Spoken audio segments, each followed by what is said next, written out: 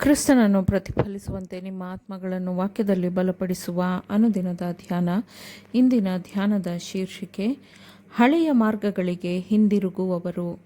ಈ ದಿನದ ದೇವರ ವಾಕ್ಯ: ಯೆಹೋವನು ವಿಮೋಚಿಸಿದವರು ಹಿಂದಿರುಗಿ ಶಾಶ್ವತ ಸಂತೋಷವೆಂಬ ಕಿರೀಟವನ್ನು ಧರಿಸಿಕೊಂಡು ಉತ್ಸಾಹ ಧ್ವನಿಯೊಡನೆ ಚೀಯೋನಿಗೆ ಸೇರುವರು.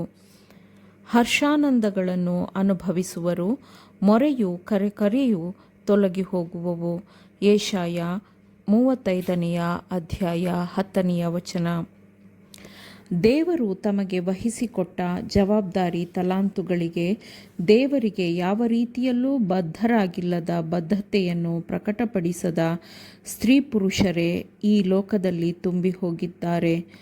ದೇವರು ತಮಗೆ ವಹಿಸಿಕೊಟ್ಟ ತಲಾಂತುಗಳು ತಮ್ಮ ಸ್ವಾರ್ಥ ಮಹಿಮೆಗೋಸ್ಕರ ಅಲ್ಲ, ಬದಲಾಗಿ ದೇವರ ನಾಮದ ಮಹಿಮೆಗಾಗಿ ವಹಿಸಿಕೊಟ್ಟಿದ್ದಾನೆ ಎಂದು ಅವರು ಅರಿತುಕೊಳ್ಳುವುದಿಲ್ಲ. ಅವರು ತಮ್ಮ ಗೌರವಕ್ಕಾಗಿ, ತಮ್ಮ ಸ್ವಾರ್ಥ ಶ್ರೇಷ್ಠತೆಗಾಗಿಯೇ ಹಾತೊರೆಯುತ್ತಾರೆ. ಸಾಮಾನ್ಯವಾದ ಸಾಮರ್ಥ್ಯಗಳಿಗಿಂತಲೂ ಹೆಚ್ಚಿನ ಅರ್ಹತೆಯನ್ನು ದೇವರಿಂದ ಹೊಂದಿಕೊಂಡಿರುವ ಮನುಷ್ಯರು ಇದ್ದಾರೆ.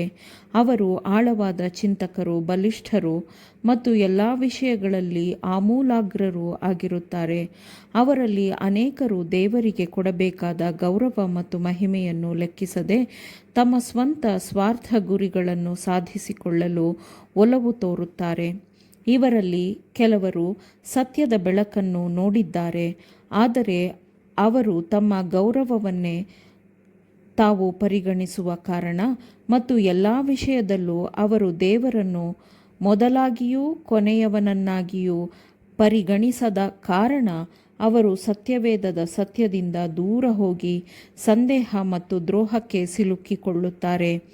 ದೇವರ ಶಕ್ತಿಯು ಇವರನ್ನು ಬಂಧಿಸಿದಾಗ ಮತ್ತು ಕಷ್ಟಗಳ ಮೂಲಕ ಹಳೆಯ ಮಾರ್ಗಗಳನ್ನು ಹುಡುಕಲು ಅವರನ್ನು ನಡೆಸಲ್ಪಟ್ಟಾಗ ಅವರಲ್ಲಿರುವ ಸಂದೇಹವೆಂಬ ಮಂಜು ಅವರ ಮನಸ್ಸಿನಿಂದ ಅಳಿಸಿ ಹಾಕಲ್ಪಡುತ್ತದೆ.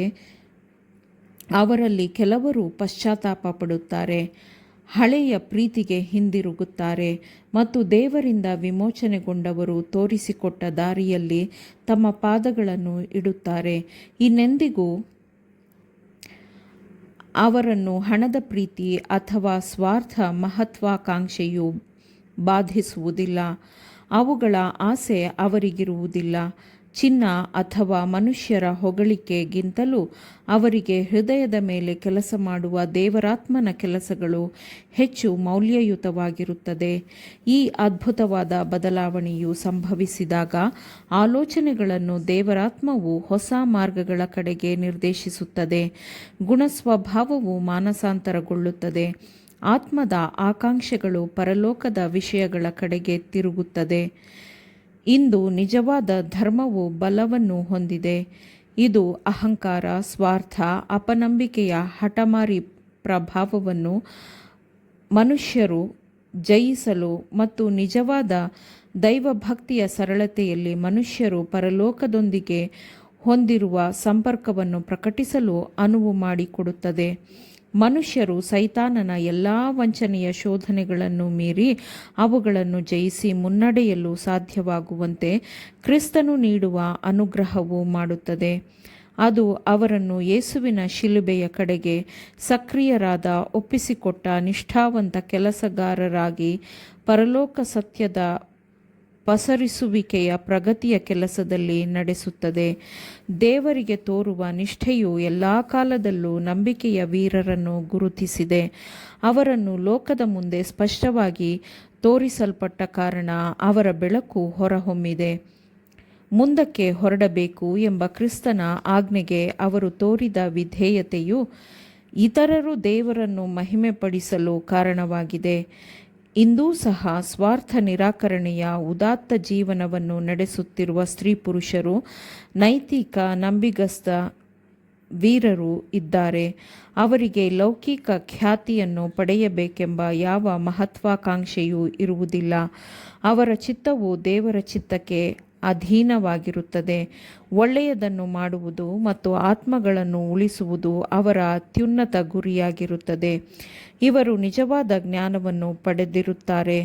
ಒಬ್ಬನೇ ಸತ್ಯ ದೇವರಾಗಿರುವ ನಿನ್ನನ್ನು ನೀನು ಕಳುಹಿಸಿಕೊಟ್ಟ ಯೇಸು ಕ್ರಿಸ್ತನನ್ನು ತಿಳಿಯುವುದೇ ನಿತ್ಯ ಜೀವವು ಎಂಬ ಕ್ರಿಸ್ತನು ತಿಳಿಸಿಕೊಟ್ಟ ಜ್ಞಾನವನ್ನು ಅವರು ಹೊಂದಿಕೊಂಡಿರುತ್ತಾರೆ. ಆಮೇನ್. ದೇವರ ವಾಕ್ಯಗಳನ್ನು ಶ್ರದ್ಧೆಯಿಂದ ಆಲಿಸುವವರು ಮಾತ್ರವೇ ಆಗಿರದೆ ಪಾಲಿಸುವವರೂ ಆಗಬೇಕೆಂದು ನಿಮ್ಮನ್ನು ಉತ್ತೇಜಿಸುತ್ತೇನೆ. ಪರಿಶುದ್ಧಾತ್ಮನ ಸಹಾಯದಿಂದ ಆಲಿಸಿದ ನಿಮ್ಮೆಲ್ಲರಿಗೂ ಧನ್ಯವಾದಗಳು. ಮತ್ತೆ ದೈನಂದಿನ ಧ್ಯಾನಕ್ಕಾಗಿ ನಾಳೆ ಸಂಧಿಸೋಣ. ಆಮೇನ್.